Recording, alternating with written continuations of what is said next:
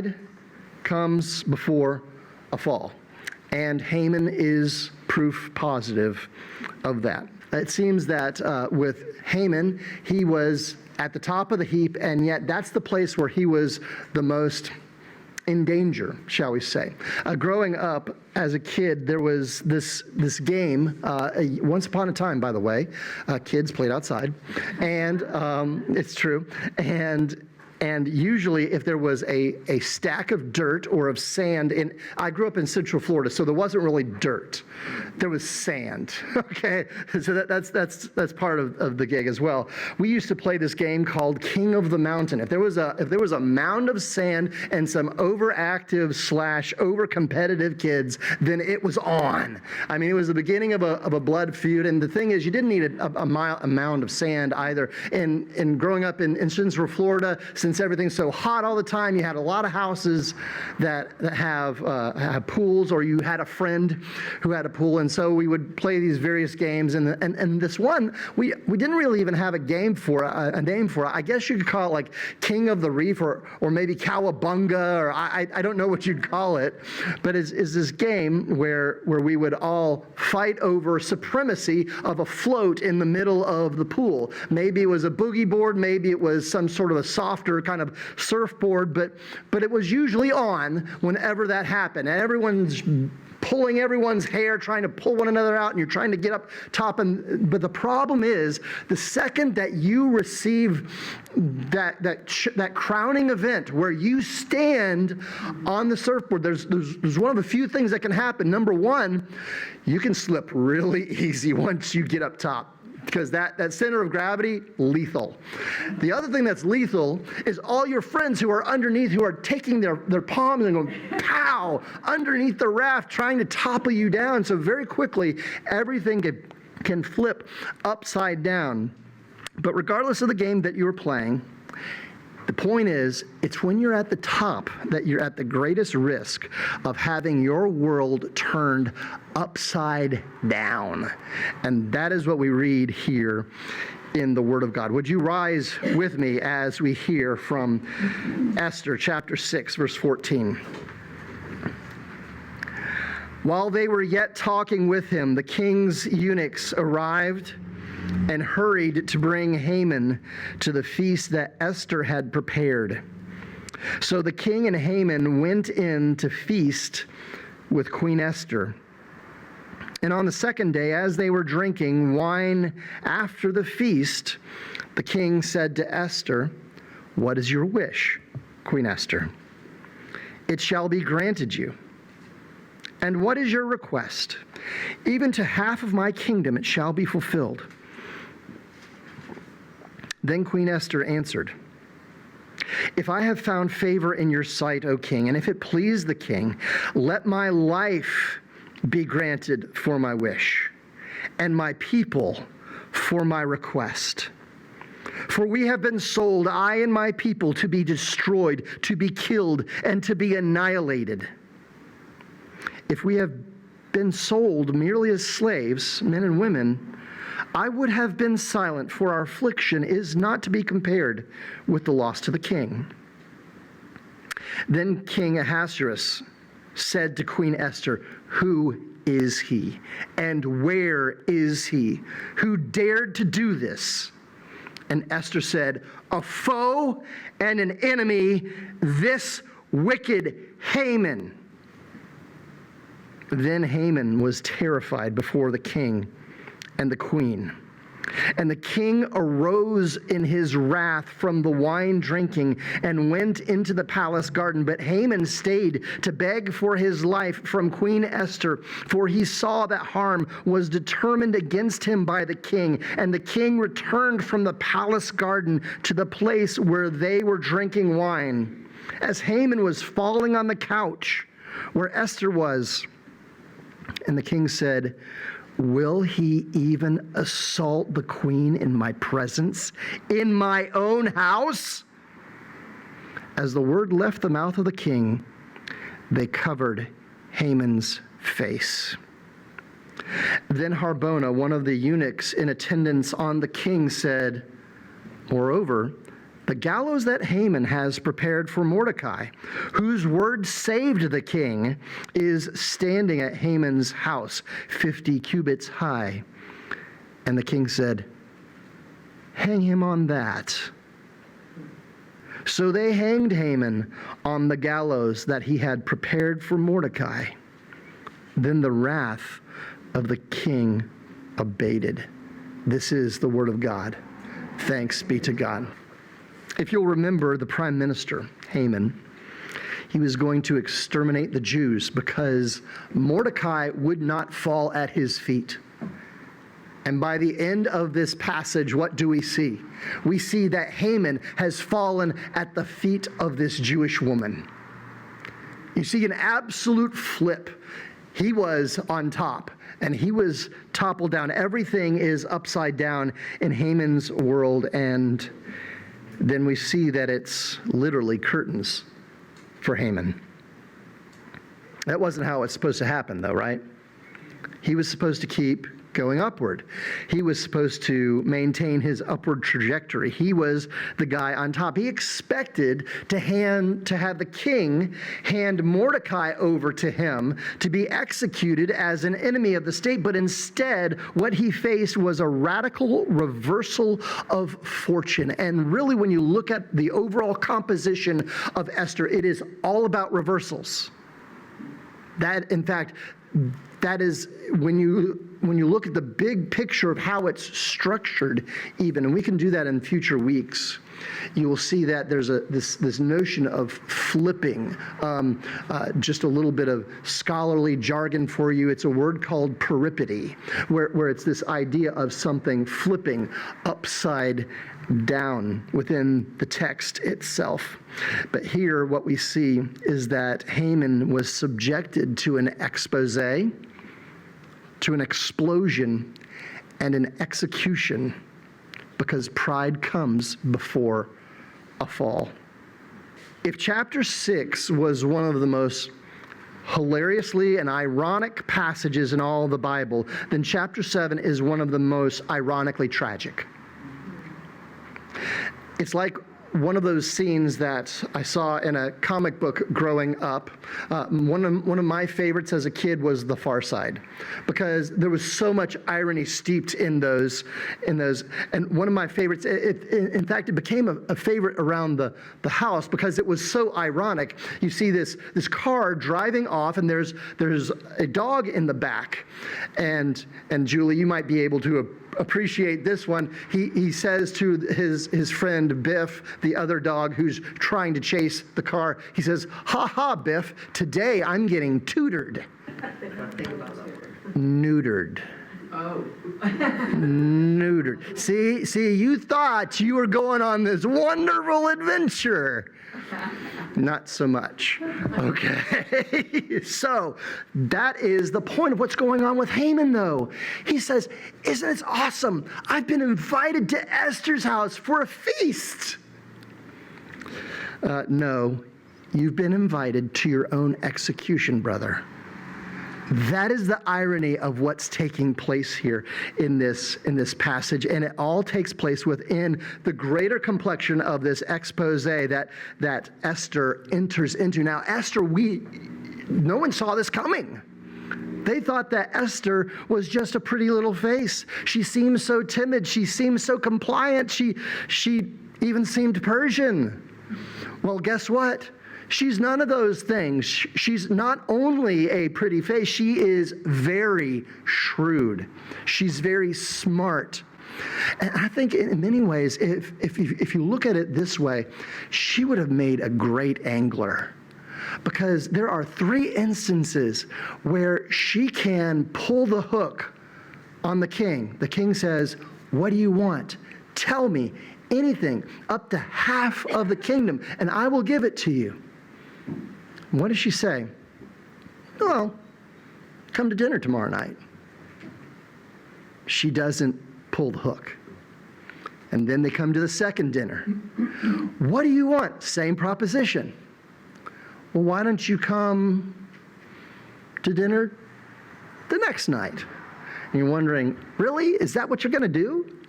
You're just going to chicken out each time? Because your cousin, Mordecai, has told you, listen, you were made for such a time as this. This is your time. This is your place. This is the time that you need to step up as the person of God and speak up for your people. Maybe God has put you in this position as the queen so that you might actually rescue your entire race, because your entire race is slated to be slaughtered in just 9 months, all in one day. But on the third try, she lands him, right? She absolutely lands the hook exactly and sinks it in just right. And so what we see in verse 3 is this beautiful, and hear this beautiful, it's a parallel request.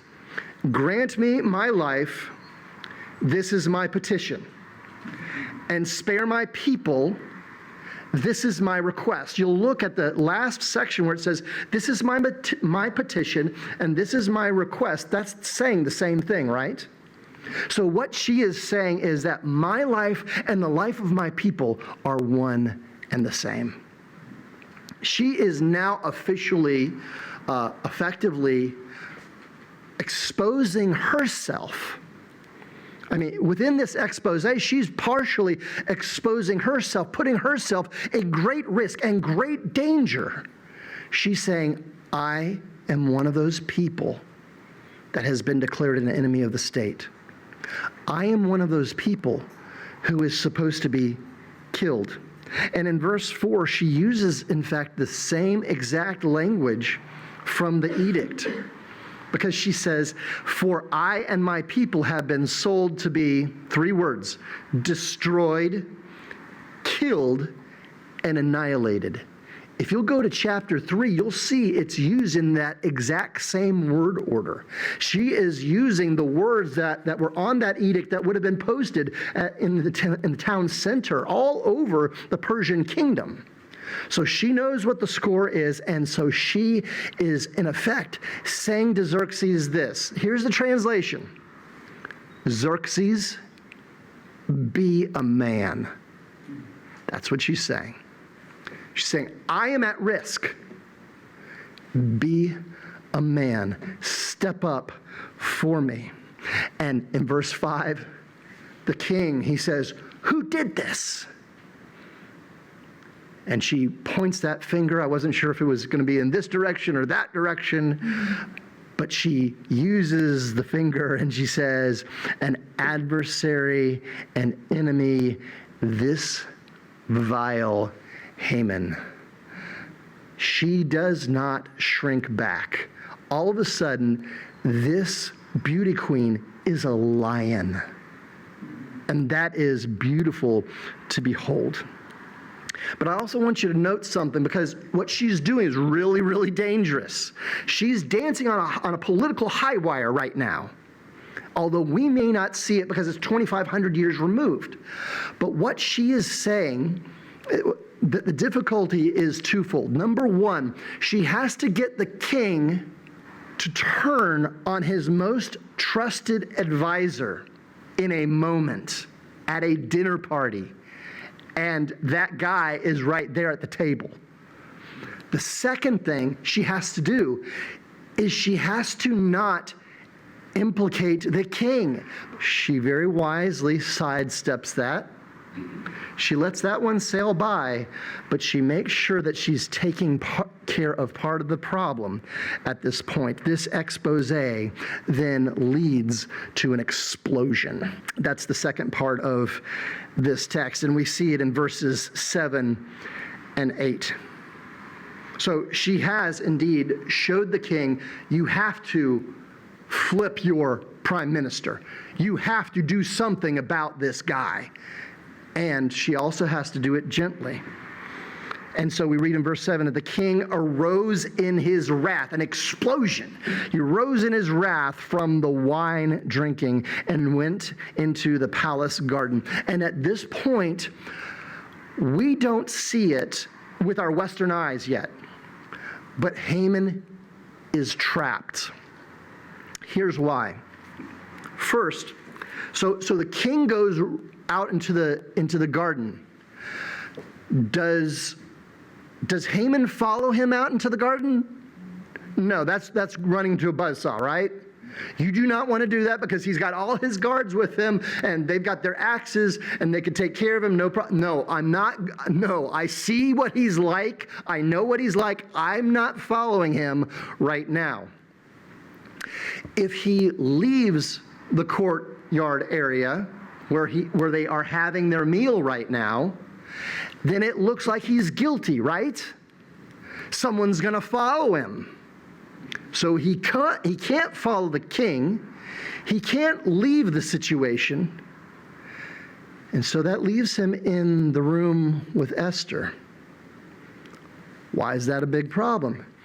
Harem protocol dictated that no one but the king could be left alone with a woman of the harem. Even in the presence of other people, a man was not allowed to even approach a woman of the king's harem within 7 steps. They were doing social distancing long before social distancing was cool, guys. And do you remember how cool it was? Me either. It wasn't cool at all. So that Haman should actually fall on the couch where Esther was reclining is unthinkable. Regardless of his intent, Haman has undeniably violated harem protocol, a serious affront to the king himself, and reason enough to condemn him to death. Now, why does this matter? Because the king has a big problem. The king signed his own wife's death warrant, right? And everyone it's not like this is something that was just in the city of Susa, which that would be bad enough. The entire kingdom knows. And now the whole kingdom's going to know that she's Jewish. He's a vacillator. He is a weak king. Have you noticed that in the book of Esther? He can be shaped and molded and cajoled by any people. He can have his policy dictated to by his wife who won't come and show up at the party in chapter 1. He can be manipulated by wicked Haman. How? By giving him money, by bribing him. So he is a weak leader, and surely that doesn't make for great political stability. It does not decrease the likelihood that he's going to be the victim of another assassination attempt. That's for sure. So that's what's at stake here. So Haman's action gives the king an escape. That's why he's in the garden. He's trying to figure out, how do I fix this damage? Well, Haman takes care of that for him. Because the question is, why did the king kill Haman? The answer is, Haman violated harem protocol. Even worse, he attacked the queen. And so just like that, the expose turns to an explosion, which becomes an execution. Haman's face is very quickly covered. I believe that's at the end of verse 8. And then all of Haman's friends show up. Haman doesn't have any friends, guys. Nobody likes Haman because he's a big fat jerk and wicked and mean and evil. Okay, but other than that, he's good to go. So Harbona speaks up in verse 9. Harbona, one of the eunuchs in the attendants of the king, said, moreover, hey, king, we've got a solution for what we're going to do with Haman. Because Haman's already set up a gallows that he had prepared for Mordecai. You remember Mordecai, the guy that you just had honored? The guy who you said you honor him? And your chief guy was against him. And that means that he's against you. So there was this gallows there. Why don't we go ahead and use that? And the king says, yeah, that sounds good enough.